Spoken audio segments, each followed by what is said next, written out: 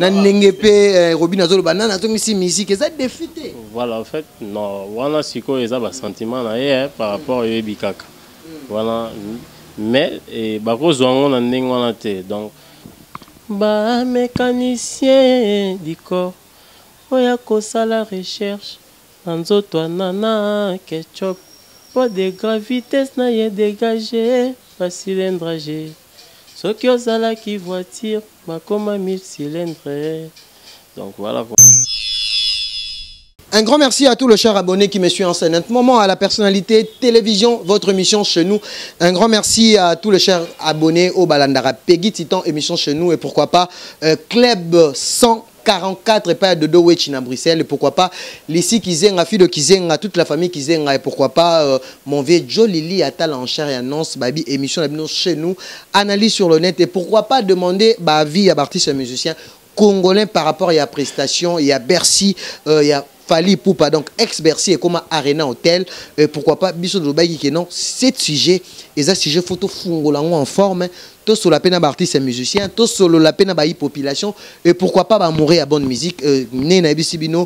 pourquoi pas demander à VIP, il y a artistes et musiciens. Aujourd'hui, je ne serai pas seul dans le plateau, il y en a bien qui est habitué parce que à la Ming na Peggy Titan, l'artiste Diemato international, autoroméga solane parce que il est pas à moi style na yemoko ya nango murumba majeur artiste na rappé artiste émission lokola yemoko et par rapport lelo ne boyebi que actualité ça bloqué par Fali Poupa toko solo la nae par rapport au kaka à prestation ndenge lelo ba concert ezongi na poto tozo talapé et banen baza suivant ya ko beta na poto mais yeto solane mingi affaire combattante zo solane ka par rapport ndenge musique ezongi parce que tout le monde a équipé ba jeune artiste lokola ye ba Robin Mundi ba Gaz Mawete bande ko na epeka ba jeune talent lokola ye parce que bango bazo monter à puissance bango ba ko remplacer ba Fali Poupa yango dans le but que pourquoi pas demander l'avis il y a artiste et musicien par rapport à prestation il y a le 28 il y a Fali Poupa déjà je vais dire bonjour Diemato. Bonjour Peggy Titan, bonjour à votre tout bal en abisso siko donc voilà quoi. Ndenge rumba majeur avant qu'on côté d'abord naturel. Ouais, rumba majeur izali, rumba majeur izali en kaka et ça va. Mais tous en a coulisses yo bigande n'epsakio, tous préparer bilo pour les autres madea kaming teo. Voilà, tous ali. Après rumba majeur bat s'attendre dans l'homme. Après rumba majeur déjà kaming te to boka 200 apena on est là ba son moya mon bina tout ça donc kaming te bat ba sepela déjà. Merci beaucoup Diamanto. Je pense que tu nous as suivi notre début à émission Nabiso Tobi qui actualité ça bloqué et pas Fali Poupa na sur relation ni d'abord aux anango na artiste musicien le roi pe ba viena yo oyo d'abord idole na d'abord na musique moto lingata to benga idole te musique ya ba artiste musicien ba za ba ene na yo o lingaka au côté ngela biso. Bon en fait déjà on a mutarumba ba tout ba sala rumba bien. Na zalara déjà ba idole nanga tel que Fali Poupa Ferré Kofi et Werason JB tout le monde et voilà quoi donc rapidement za rumber c'est-à-dire tout ça la rumba bien bango ninga tala ba idole nanga position ne copie ça Fali Poupa na musique congolaise parce que il y a deux fois il s'appelle le numéro 1. Est-ce que pas Diamant aussi Fali Poupa peut aussi s'appeler le numéro 1? Bon en fait coach numéro ou pas mais ce qu'il faut savoir c'est Oyo il a tant Fali Poupa actuellement il a vraiment tant parce que azo sa makam Oyo ezo sala pe fierté à mboka quoi donc ce total libre artiste et Oyo ba représenter vraiment mboka valablement libanda à la parmi donc Fali Poupa dans la position il y a bien par rapport il y a musique na biso quoi kocha numéro 1 wana ninga na habité quoi na bi artiste basé belé mais azo représenter mboka valablement voilà quoi donc quelle critique sur le plan positif et négatif il y a concert à le 28 récite ou il faut revoir? Non concert voilà ceux qui et au lobby au critiquant on a ninga mabe c'est que on a mutu mo boyo amtia mabe concert il irait bien déjà concert ils avaient déjà la tension est belle mais et bétan bien net ngam nalanda concert en direct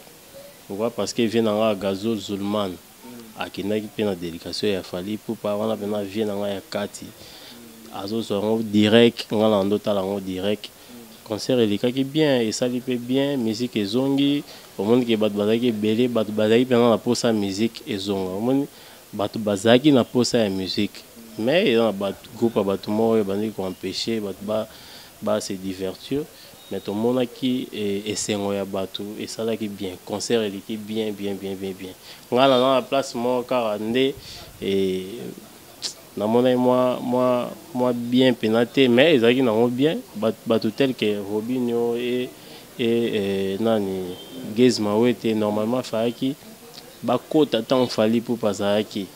comprendre ntango fali mpo lever le rideau na bango mpo na yo omonaki yango vraiment na ndenge mpe Robinho azoloba nani azongisi musique eza défi te voilà en fait non wana sikoyo eza basentiment na ye par rapport oyebi kaka wana mais bakozwa yango na ndenge wana te donc ya malamu eza ke musique ezongi musique ebetamaki elekaki bien Robinho falaki mpo na ngai falaki mpena akota afali mpo abengi mpena Robinho akoti show wana enge esala bien mais elekaki nango bien quoi dans l'ensemble tant qu'artiste oyebi ke bateni de scène nayebi ke po fanda na mboka poto bato mosusu bazokritike balobaki teni ya scène ofali mpo babimai nango il fallait pas fali mpo abima na teni wana mpo na yo Diemato est-ce que teni wana eza convenablement ndenge vraiment ezalaka na bascène qu'il fallait pour fala abima na eloko bato babi bon tena scène ya ndene balobaki eloko wana Louis Vuitton 15 000 soki 20 000 euros mais balobi ke eza te ke non par rapport ya cher mais ndenge ezalaki non scène vraiment fallait pour pas alati vraiment bien dit wana ezaka ba analyse bon nde ezalaka mamu nyonso nde ezalaka et toi bato toi parfait donc eloko moto asali ezanga nango ba imperfection te quoi mais nga mpo na nga ezalaki nango bien alataki bien dans l'ensemble elekaki bien l'essentiel concert ebetamaki oyo biso tozalaki nango mposa concert ebetama musique ezonga bacongolais baafricain tout baza na niveau ya diaspora base retrouver na niveau Europe base retrouver yango nde mposa ezalaki moto mosusu wana mposaki etala musique ase divertir mais bato moko baokanga ye atala te bilo mwa bongo donc ndenge esalemaki tomonaki ya fali pupa tolobela mpe kaka ya fali pupa mais vie na biso mpe vie Josar Nyoka Longo ye mpe abetaki donc esali bien makasi yango olakisaki bato baa na posa ya musique eza ya mosala donc musique ya mosala bato baosala musique basala yango mpo na bafamille na bango bavie na bango etu bacombattant mpe nde bazana bakendaka mpe misala avant bake barevendication na bango wana donc moto asalaka mosala na ye na coin na ye l'essentiel yango wana l'autre rôle bah que fallait pour pas défier un phénomène combattant parce que ça fait moins 10 ans bah après ça raté l'élo fallait pour pas né bah qu'il fallait pour pas zonger musique est-ce que ça effectivement musique on est gozong normalement ou bien fallait pour pas défier car combien chaque bah moyen à Angers pour n'aura concert et bêta bon ngai ngana yabi que ndenge musique et bêti bon musique ezongi nango pourquoi preuve année jour fallait pour pas bêta qui batiraillement ezalaki et le lendemain et V Josar bêta qui pe na Belgique et les cas qui n'ont donc ça veut dire que bah combattant peu petit à petit bah comprendre que cible na bango eza musique te eza ba musicien te donc mboka musicien ninga zana a rechanger l'autre na mboko ata lobby nen et rechanger dans l'autre ça dit combat mutu abunda combat place azali ou soit ba kiti na Kinshasa parce que atozo bunda libanda ato sali neno tumbi ne batumbaki wana eko changer l'autre donc musique ezongi nango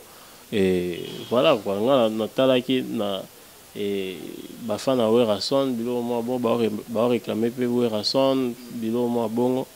je crois ceux qui basali ba close na bango bien we rapport ke na beti na JB batutu o azo muto beti na poto ba obeta parce que ba de ba monique bako kenda na bango bandule pour ba bando banga désordre et tout mais ce qu'on va comprendre que bako kenda na bango ba musique donc voilà l'autre rôle ba ke batu na poto ba komi bazana posa ya musique que ba prestation ezo Ouais. Tomoni yango ti. Tomoni ba combattant ba lobby, ba rocha ba nini. Mais bato babangi ba biloko wana te, ba ke na bango ndule. Ndule en so tali ezalaki plein à craquer. Ezalaki plein bato bakotaki belé malgré ba empêchaki bato bakota. Mais Bakota est quand même donc la communauté congolaise était donc africain voilà africain Bakota qui donc et ça lit bien ma casse et ça lit bien netinga dans artiste et musicien et ça lit bien musique ezonga et ça la bien mon musique na biso ekita ki mon âme par rapport ndenge to anaki ko prester au basal wana za basal mo boye soki bozo prester et ezopanza balobela on la chaîne minene tout ça et ça la bien. Moi analyse na obabengi spectacle ou bien entrée à Fali n'enge Fali ayema est-ce que Fali vraiment a satisfait pe bande parce que tout balobi que fallait petit concert wana mbango yo na sur autant qui en live sur le plan spectacle ne pas que no bandou les normes bandou que oza qui au rendez-vous devant ba fan now est-ce que Fali pour pas vraiment un petit concert wana comme il faut au monde ce que pour mais ça pas na biso ba congolais ça to critique mais to tant total pe ba to msute voilà yebi ba concert msu ya ba Bercy wana ezala ya ba 2 heures du temps ba français msu ba beta ba Bercy wana ba beta ngo ya ba 1h30 omoni a beta koti pan a yembi pan public yembi pan et la fête ça dit biso to lingaka gon omoni ça dit muta ko kota yembi na e et ça muta yo beta musique ayene ko sala et ce qui scénario mo boete to film bilo mo bon ayo ça la musique fallait akotaki bien public et c'est là qui nze mona liboso bayembi yami bale bayembi nyonso bat bayembi ba sepeli yangwana ndule esengaka et yona public na bozala et en contact omoni ce qui déjà et l'équipe bongo c'est que ndule lekai bien bateau bazali na kati ba se retrouvaki so biso do ay banda nde to critiquer soki bateau ba na kati ba sepelaki voilà yango nde est important aussi biso na début émission na rumbiste pour non se payer ça na ba chaîne internet tout bazolanda biso juste un morceau il a fallu pour pas pour ne se payer ça peut ba mourir bonne musique par rapport au lot monique musique na poto pesa ba mécanicien du corps oya ko sala recherche Anzoto anana ketchup pas de gravité na ye dégagé pas cylindrage soki ozala qui voiture makoma 1000 cylindres donc voilà quoi donc naza grippé donc voilà mais to sepeli donc félicitations à Fali pour pas c'est nini comment on a ba jeune frère nao to tchana Robino parce que Robino vous avez la même génération et on a déjà que Robino vraiment Fali pour pas artiste à Mimi Robino plaisir à trop déjà ngai omoni Robino a showman yoza rumbiste yaza showman non abet asala rapé rumba sala ne pe rumba emba bien asala ne rumba mais côté il y a chopé azali omoni asali ba type ne belé senga efo abima omoni abima et voilà nenga ke poto an esali bien natala ekutu parce que ngala eto ba ami et sur Instagram et Facebook blo mo bon natala ekutu fallait asala ba showcase mo na Paris ka wana omoni esali bien efongoli makambo efongoli G après donc voilà quoi le peut de couper sa félicitation na groupe d'accompagnement ou le loti le zaka groupe d'accompagnement non to eba combat orchestre Falité donc ngema to pas couper ça peut merci na groupe accompagnement na ba accompagner pe les sous artistes na Bercy ouais ça dit ba accompagner valablement Bercy les kitoko fort ça dit bato ba critiquer ça peut ma bête parce que eza makambo o muntu asali muntu azara na ba imperfection parce que muntu a parfait omoni mais dans l'ensemble biso posa na biso ezalaki Bercy et Betama musique ezonga et voilà donc ndenge l'équipe bongo esali biso bien bana poto merci na bino ndenge bokendaki concert wana nde bokendaki pa vie nyosh boke pa Fali Ipupa Donc maman mbili a peu fois bête à mikolo kaka. Donc bakende sous kuna pour ça la bien quoi. Merci beaucoup Diamanto. Je pense que Nazo signalé, je récite l'artiste Diamanto. Artiste na biso ya République démocratique du Congo, donc il y a un atteindre parce que par rapport à Barumbi Solobaki pour la dernière question moi mikolo tanga ba fali ba faire mais ba génération on peut bande comme souvent za ba robino ba déplique nani vraiment pour mon aki par rapport au yo qui moi les Mbappé ça la copie bien pour notre bango to basala barumba bien so Fabregas déplique et nani bina filé bango to basala barumba na bango bien solo ka numéro 1 au bout il répondre parce que